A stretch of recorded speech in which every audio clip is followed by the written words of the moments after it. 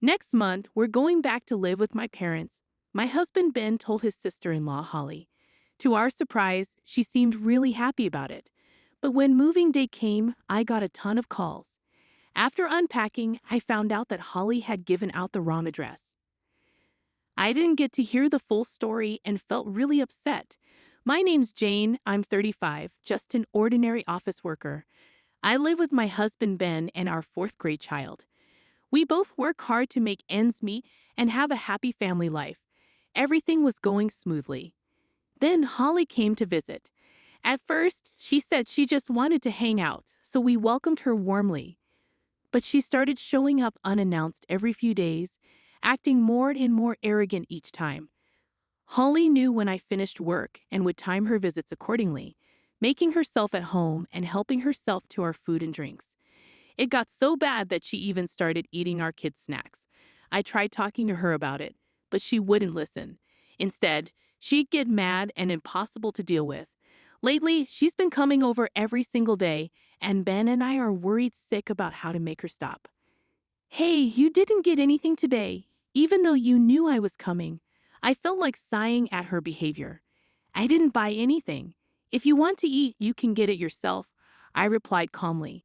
But as soon as I said that, Holly started yelling loudly. Don't mess with me. I'm a guest. You should treat me.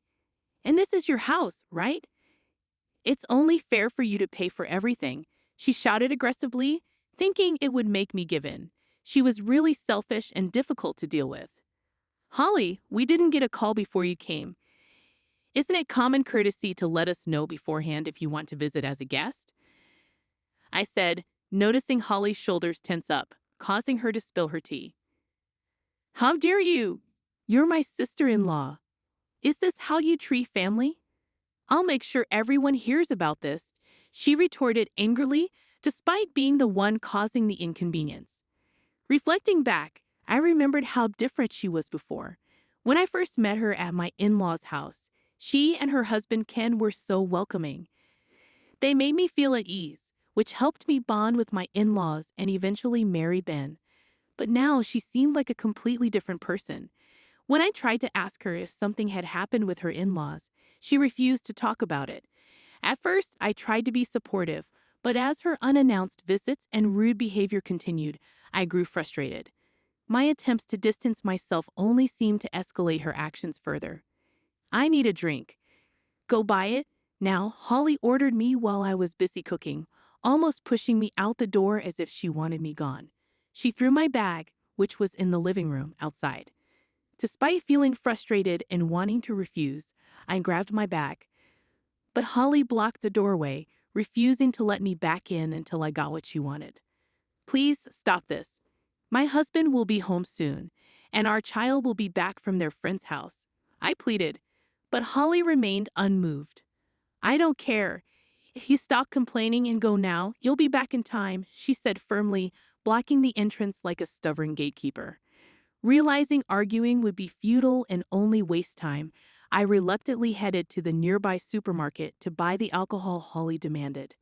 When I got back home, my kids had returned, and I found my sister-in-law, Holly, making my child clean up the tea she had spilled, acting all high and mighty. I quickly went to my child and shot a stern look at Holly. Please, don't do this again. You spilled the tea, so you need to clean it up, I firmly told her. But instead of acknowledging her mistake, Holly just started drinking the wine she had taken from me, saying, "It's your fault for being so slow." I told my child to take their things to their room and rushed through the rest of the cleaning. As I cooked, my frustration grew, and I couldn't help but wonder if there was any way to put a stop to Holly's unacceptable behavior. I talked to my husband, Ben, about Holly's behavior, and he was just as upset as I was, especially about what she did to our child. He said he'd call his brother right away to address the situation, but when he tried, he returned with a frown, saying the call wouldn't go through. We both looked at his phone, puzzled, wondering what could be causing the issue. Feeling disgusted by Holly's actions, we had been wanting to visit my in-laws, but finding a suitable day amidst our busy schedules was proving difficult. Despite our worries, we decided to plan a visit for next month and left it at that. The following day, I mentioned to Holly that we were planning to visit my in-laws, but she didn't seem interested in the details and strongly objected to our decision for some reason. Holly's yelling only added to our confusion. Why was she so adamant about us not going to my in-laws' house? As I pondered over this, I received more troubling news the next day. My mom called to inform me that my dad had fallen down the stairs and been injured, needing caregiving. Although it wasn't serious, my parents were clearly distressed. I offered to go home immediately, but my mom insisted that I prioritize my children and not worry about them. Both of my parents are over 65, still working senior jobs despite being retired to support themselves. With my dad now needing care, it would put extra strain on my mom, juggling caregiving and work. Their lives would undoubtedly be affected. I couldn't help but wonder what I could do to help them. With a heavy heart, I finished work for the day and headed home.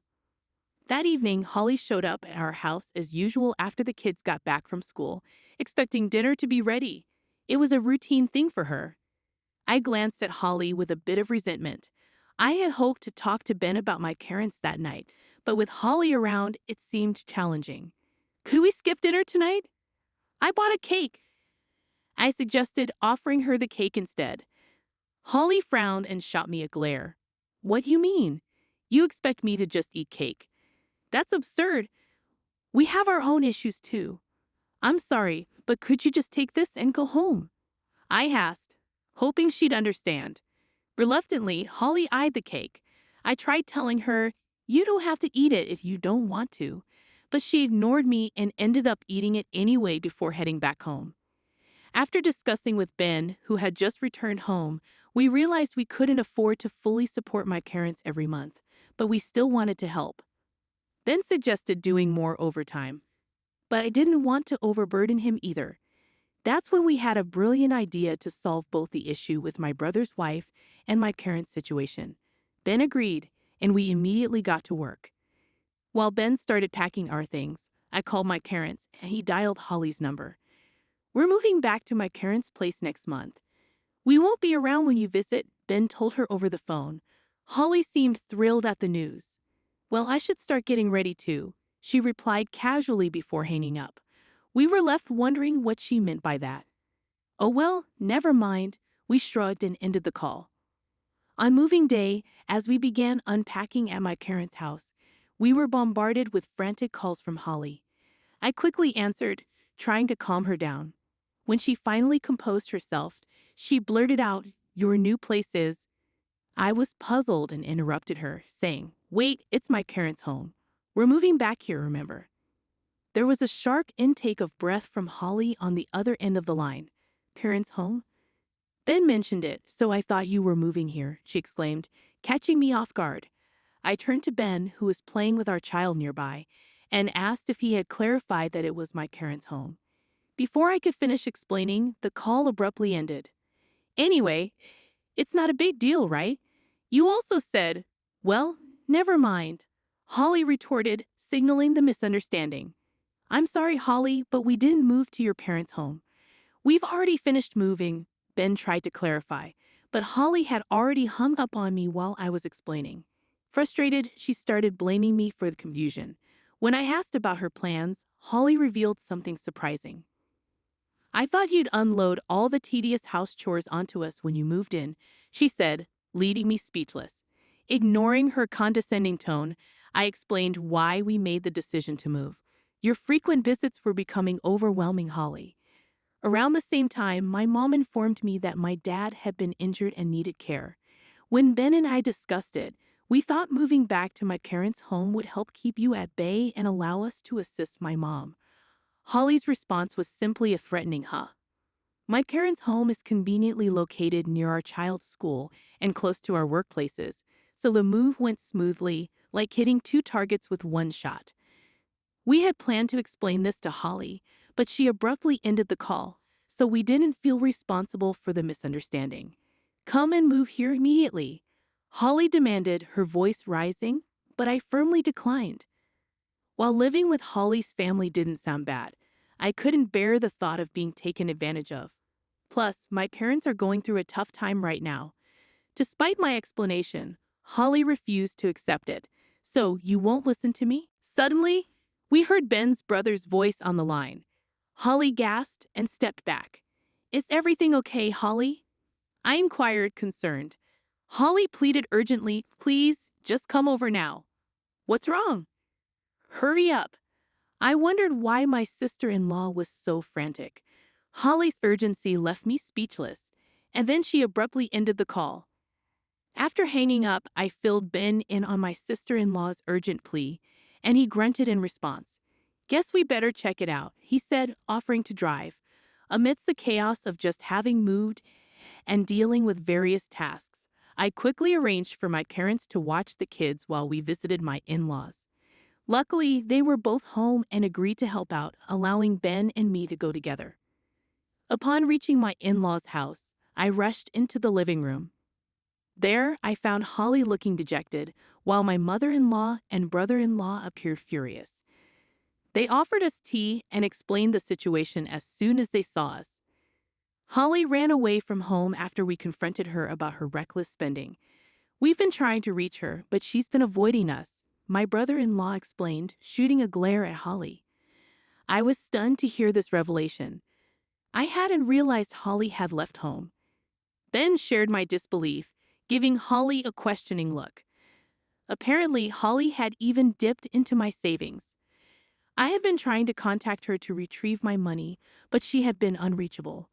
Today, she had suddenly returned home. Hearing about our move-in plans, they assumed it was a misunderstanding. Surprised? I instinctively shook my head. Then Holly, who had been quiet until now, spoke up defiantly. Mom, it's your fault for interfering in my life. I spent the money to ease your stress. It's not a big deal. She slammed her fist on the table, her face flushed. But neither my mother-in-law nor brother-in-law backed down. Stop making excuses. You quit your job suddenly and expected us to do all the housework and cooking. How can you claim to be stressed? Exactly. You spend all the money we earn on designer bags. It's unacceptable. They both raised their voices angrily, their faces red. Holly, showing no remorse, simply looked away, not taking the situation seriously. We had no clue about the turmoil brewing in my in-laws' home. My brother-in-law's voice rose sharply. Enough is enough. Are you also causing trouble for my younger brother? If you're so unhappy, let's just get divorced. Stay out of our lives. Holly's face drained of color, panic evident in her eyes. Wait. Why does it have to come to that? I was just trying to take care of you two, she pleaded. Ben and I exchanged a sigh. It was us who took care of you. You came over every day, ate and drank whatever you wanted from our home, even had dinner without contributing or lifting a finger to help. I interjected, earning a sharp glare from my brother-in-law. That's because it's your house. I'm a guest, so why should I pay? Holly spoke selfishly, leaving us speechless. My determined brother-in-law retrieved divorce papers. I've had enough, Holly. Sign these and leave. Stay away from this house and my younger brothers. Holly was taken aback by his resolve. And you need to repay Mom's savings in full. We'll settle it through a lawyer. Holly's shock was palpable, her face paling. I wonder how much she spent, I mused, noting her reaction. I don't have that kind of money, Jane. Both you and Ben are working, right? You must have some spare. Holly, flustered, turned to me for assistance. I shook my head, meeting her gaze. We simply can't afford it. We have our parents' healthcare expenses, our children's support payments, and our own living costs to consider. You'll have to find a solution on your own. I explained firmly, and finally, Holly accepted the reality and gave up. Following her brother-in-law's ultimatum, Holly was obligated to fully reimburse her mother-in-law's money. She enlisted a lawyer and had the arrangement officially documented to ensure accountability. Her brother-in-law informed us of this development and offered another apology, saying, I'm sorry for getting you involved. We felt a sense of relief knowing that our concerns had been addressed. Interestingly, it appears that all the food and drink consumed by Holly at our house was also included in the mother-in-law's claim. While full repayment might be challenging due to the lack of detailed records, some restitution may be possible. My husband and I express our gratitude to my brother-in-law. It turns out that Holly had borrowed money to cover her expenses during her absence and is now struggling with that debt as well. Meanwhile, I've been dedicating my time to assisting my mom at my parents' home. With Holly no longer a source of concern, most of my stress has dissipated. Moving forward, I'm committed to working diligently to safeguard my cherished parents and family.